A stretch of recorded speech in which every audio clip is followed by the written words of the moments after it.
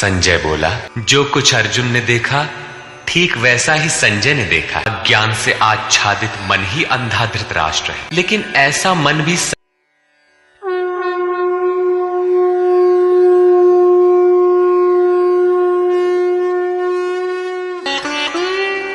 ले लीहसे ग्रसमान समन्तात् लोकान् समग्रान् वदनैर्ज्वलद्भिः तेजोभिरापूर्य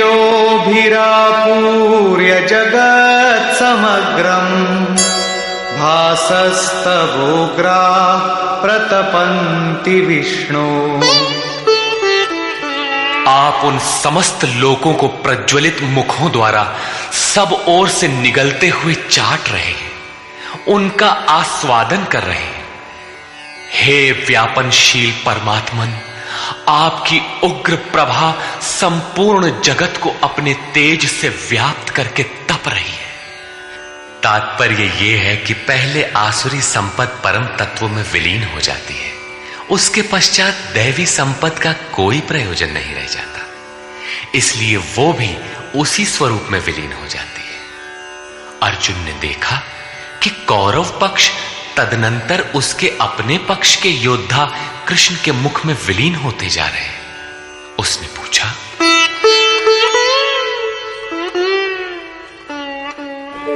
आख्याहि मे को भवानुग्र रूपो नमोस्तु ते देववर प्रसीद।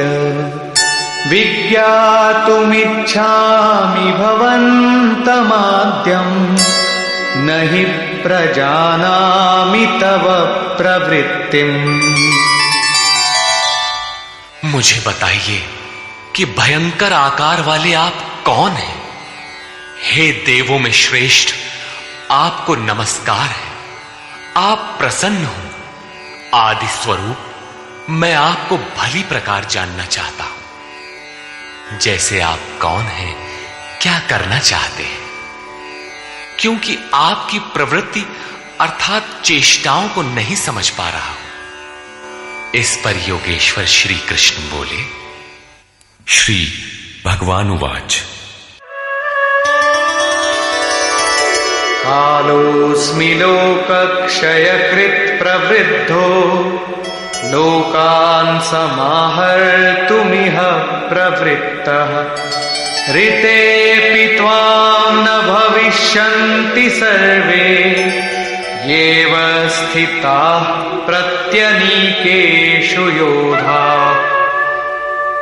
अर्जुन, मैं लोकों का नाश करने वाला बढ़ा हुआ काल हूं और इस समय इन लोकों को नष्ट करने के लिए प्रवृत्त हुआ हूं। प्रतिपक्षियों की सेना में स्थित जितने योद्धा हैं, वे सब तेरे बिना भी नहीं रहेंगे, वे जीवित नहीं बचेंगे, इसीलिए प्रवृत्त हुआ हूं। तस्मात्त्वमुत्तिष्ठ यशो लभस्व जित्वा शत्रून् भुङ्क्ष्व राज्यं समृद्धम्। मयैवैते निहताः पूर्वमेव निमित्तमात्रं भव सव्यसाचिन्। इसलिए अर्जुन, तू युद्ध के लिए खड़ा हो, यश प्राप्त कर, शत्रुओं को जीत, समृद्धि संपन्न राज्य को भोग। ये सब शूरवीर मेरे द्वारा पहले से ही मारे हुए हैं। सव्यसाचिन, तू केवल निमित्त मात्र बन। प्रायः सर्वत्र कृष्ण ने कहा है कि वो परमात्मा न कुछ स्वयं करता है, न कराता है, न संयोग ही जोड़ता है। मोहावृत्ति बुद्धि के कारण ही लोग कहते हैं कि परमात्मा कराता है, किंतु यहां वे स्वयं ताल ठोक कर खड़े हो जाते हैं कि अर्जुन, करता धरता तो मैं, मेरे द्वारा ये लोग पहले से ही मारे हुए, तो खड़ा भर हो, यश ले ले। ऐसा इसलिए है कि सो केवल भगतन हित लागी। अर्जुन उसी अवस्था को प्राप्त कर चुका था कि भगवान स्वयं ताल ठोक कर खड़े हो गए। अनुराग ही अर्जुन है। अनुरागी के लिए भगवान सदैव खड़े हैं। उन्हीं के कर्ता है, रथी बन जाते हैं। यहां गीता में तीसरी बार साम्राज्य का प्रकरण आया है। पहले अर्जुन लड़ना नहीं चाहता था। उसने कहा कि पृथ्वी के धन धान्य संपन्न अकंटक साम्राज्य तथा देवताओं के स्वामीपन अथवा त्रैलोक्य के राज्य में भी मैं उस उपाय को नहीं देखता जो इंद्रियों को सुखाने वाले मेरे इस शोक को दूर कर सके। जब तड़पन बनी ही रहेगी तो हमें नहीं चाहिए। योगेश्वर ने कहा, इस युद्ध में हारोगे तो देवत्व और जीतने पर महामहिम की स्थिति मिलेगी।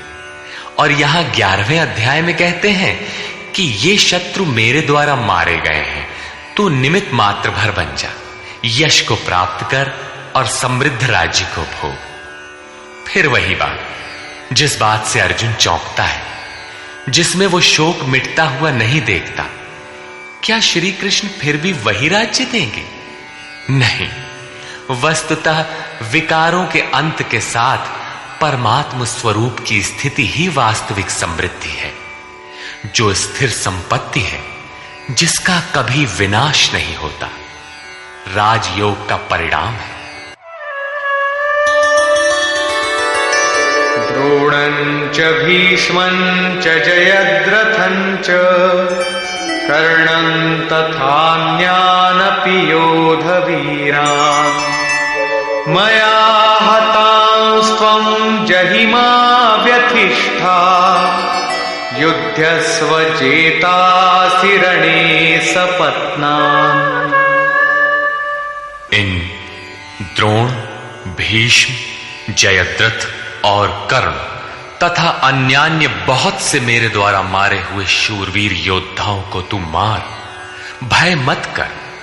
संग्राम के वैरियों को तू निश्चित जीतेगा, इसलिए युद्ध कर। यहां भी योगेश्वर ने कहा कि मेरे द्वारा मारे हुए इन मरे हुओं को तू मार। स्पष्ट किया कि मैं करता हूं, जबकि 5वें अध्याय के 13, 14 एवं 15 श्लोक में उन्होंने कहा था भगवान अकर्ता है। 18वें अध्याय में वे कहते हैं शुभ अथवा अशुभ प्रत्येक कार्य के होने में 5 माध्यम हैं: अधिष्ठान, कर्ता, करण, चेष्टा और दैव। जो कहते हैं कैवल्य स्वरूप परमात्मा करते हैं, वे अविवेकी हैं, यथार्थ नहीं जानते, अर्थात भगवान नहीं करते। ऐसा विरोधाभास क्यों? वस्तुतः प्रकृति और उस परमात्म पुरुष के बीच एक सीमा रेखा है। जब तक प्रकृति के परमाणुओं का दबाव अधिक रहता है, तब तक माया प्रेरणा देती है, और जब साधक उससे ऊपर उठ जाता है, ईश्वर, इष्ट अथवा सद्गुरु के कार्यक्षेत्र में प्रवेश प्राप्त कर लेता है। उसके बाद सद्गुरु, इष्ट, याद रहे प्रेरक के स्थान पर सद्गुरु, आत्मा, परमात्मा, इष्ट, भगवान पर्यायवाची। कुछ भी कहें, कहता भगवान ही है। हृदय से रथी हो जाता है।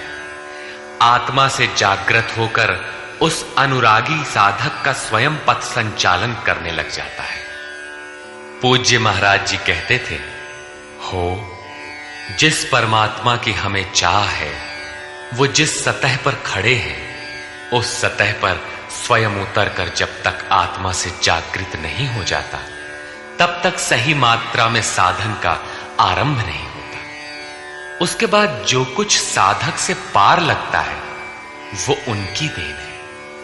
साधक तो निमित्त मात्र होकर उनके संकेत और आदेश पर चलता भर रहता है। साधक की विजय उनकी देन है।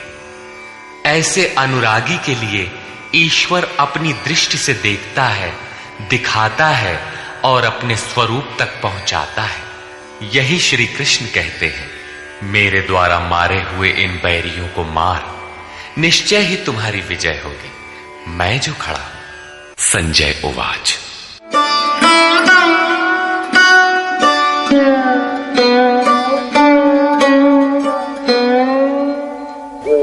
एतच्छ्रुत्वा वचनं केशवस्य कृताञ्जलिर्वेपमानः किरीटी नमस्कृत्वा भूय एवाह कृष्णं सगद्गदं भीत प्रणम्य। संजय बोला, जो कुछ अर्जुन ने देखा ठीक वैसा ही संजय ने देखा है। अज्ञान से आच्छादित मन ही अंधा धृतराष्ट्र है, लेकिन ऐसा मन भी संयम के माध्यम से भली प्रकार देखता, सुनता और समझता है। केशव के इन उपर्युक्त वचनों को सुनकर किरीटधारी अर्जुन भयभीत होकर कांपता हुआ हाथ जोड़कर नमस्कार करके फिर श्री कृष्ण से इस प्रकार गदगद वाणी में ही बोला। अर्जुन उवाच। स्थाने ऋषिकेश तव प्रकीर्त्या जगत् प्ररिष्यत्यनुरज्यते च रक्षांसि भीतानि दिशो द्रवन्ति सर्वे नमस्यन्ति च सिद्धसंघाः। हे अंतर्यामिन ऋषिकेश, ये उचित ही है कि आपकी कीर्ति से संसार हर्षित होता है और अनुराग को प्राप्त होता है। आपकी ही महिमा से भयभीत हुए राक्षस दिशाओं में भागते हैं और सब सिद्ध गणों के समुदाय आपकी महिमा को देखकर नमस्कार करते हैं।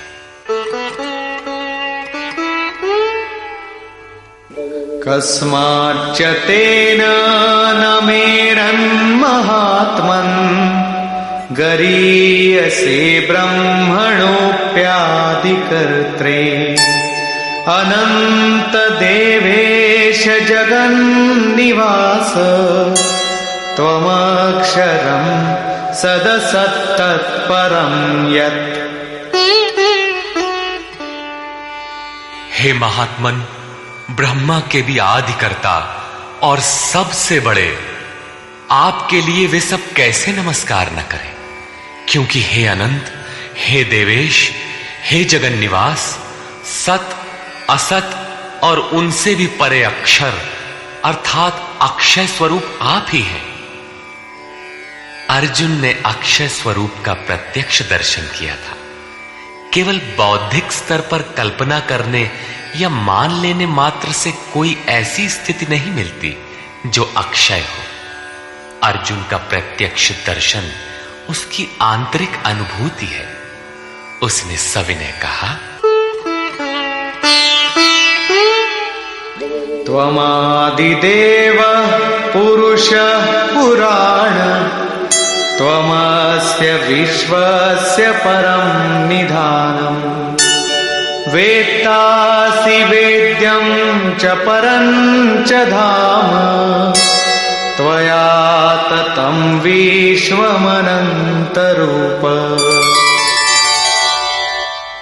आप आदिदेव और सनातन पुरुष हैं। आप इस जगत के परम आश्रय और जानने वाले हैं, जानने योग्य हैं तथा परम धाम है। हे अनंत स्वरूप, आपसे ये संपूर्ण जगत व्याप्त है, आप सर्वत्र हैं। वायुर्यमोऽग्निर्वरुण शशाङ्कः प्रजापतिस्त्वं प्रपितामहश्च नमो नमस्तेस्तु सहस्रकृत्वः पुनश्च भूयोऽपि नमो नमस्ते। आप ही वायु, यमराज, अग्नि, वरुण, चंद्रमा तथा प्रजा के स्वामी ब्रह्मा और ब्रह्मा के भी पिता हैं। आपको हजारों बार नमस्कार है, फिर भी बार बार नमस्कार है। अतिशय श्रद्धा और भक्ति के कारण नमन करते हुए अर्जुन को तृप्ति नहीं हो रही है। वो कहता है, नमः पुरस्तादथ पृष्ठतस्ते नमोऽस्तु ते सर्वत एव सर्व अनन्तवीर्यामितविक्रमस्त्वं सर्वं समाप्नोषि ततोऽसि सर्वः। हे अत्यंत सामर्थ्य वाले, आपको आगे से और पीछे से भी नमस्कार हो। हे सर्वात्मन, आपको सब ओर से ही नमस्कार हो, क्योंकि हे अत्यंत पराक्रमशाली, आप सब ओर से संसार को व्याप्त किए हुए, इसलिए आप ही सर्वरूप और सर्वत्र हैं। इस प्रकार बार बार नमस्कार करके भयभीत अर्जुन अपनी भूलों के लिए क्षमा याचना करता है।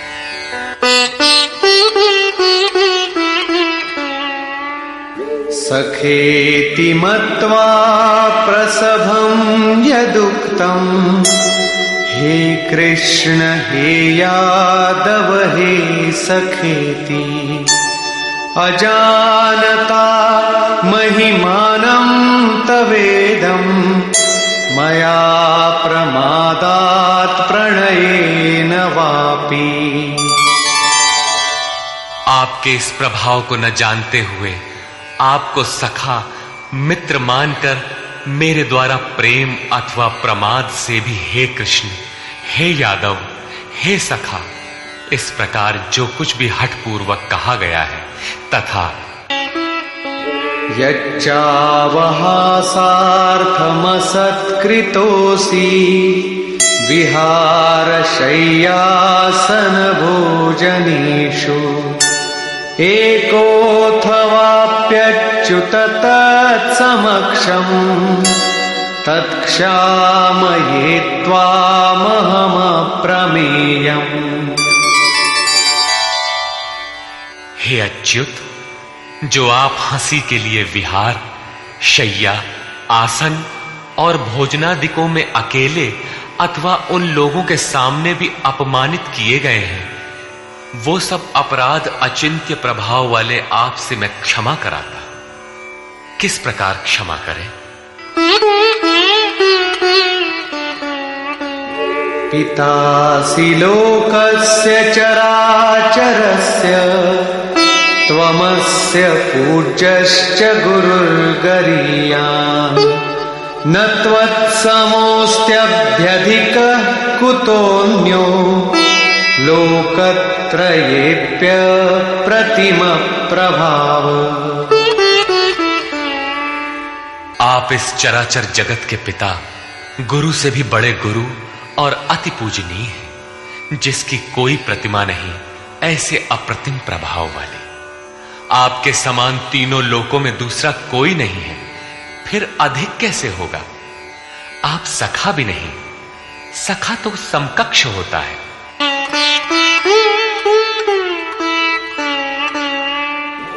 तस्मात् प्रणम्य प्रणिधाय कायं प्रसादये त्वामहमीशमीड्यम् पितेव पुत्रस्य सखेव सख्युः प्रियः प्रियायार्हसि देव सोढुम्। आप चराचर के पिता हैं, इसलिए मैं अपने शरीर को भली प्रकार आपके चरणों में रखकर प्रणाम करके स्तुति करने योग्य आप ईश्वर को प्रसन्न होने के लिए प्रार्थना करता हूं। हे देव, पिता जैसे पुत्र के, सखा जैसे सखा के और पति जैसे प्रिय स्त्री के अपराधों को क्षमा करता है, वैसे ही आप भी मेरे अपराधों को सहन करने योग्य हैं। अपराध क्या था? हमने कभी हे यादव, हे सखा, हे कृष्ण कहा था? समाज के बीच अथवा एकांत में कहा था? भोजन के समय अथवा सोने के समय कहा था? क्या कृष्ण कहना अपराध था? काले थे ही, गोरे कैसे कहे जाते? यादव कहना भी अपराध नहीं था, क्योंकि यदुकुल में तो जन्म ही हुआ था। सखा कहना भी अपराध नहीं था, क्योंकि स्वयं कृष्ण भी अपने को अर्जुन का सखा मानते थे। जब कृष्ण कहना अपराध ही है, एक बार कृष्ण कहने के लिए अर्जुन अनंत बार गिड़गिड़ा कर क्षमा याचना कर रहा है, तो जब किसका करे, नाम कौन सा लें? वस्तुतः चिंतन का जैसा विधान स्वयं योगेश्वर श्री कृष्ण ने बताया है, वैसा ही आप करें। उन्होंने पीछे बताया, ओमित्येकाक्षरम ब्रह्म व्याहरन माम अनुस्मरन। अर्जुन, ओम, बस इतना ही अक्षय ब्रह्म का परिचायक है। इसका तू जप कर और ध्यान मेरा धर, क्योंकि उस परम भाव में प्रवेश मिल जाने के पश्चात उन महापुरुष का भी यही नाम है जो उस अव्यक्त का परिचायक है। प्रभाव देखने पर अर्जुन ने पाया कि ये न तो काले हैं, न गोरे, न सखा है, न यादव, ये तो अक्षय ब्रह्म की स्थिति वाले महात्मा है। संपूर्ण गीता में योगेश्वर श्री कृष्ण ने 5 बार ओम के उच्चारण पर बल दिया। अब यदि आपको जप करना है तो कृष्ण कृष्ण न कहकर ओम का ही जप करें।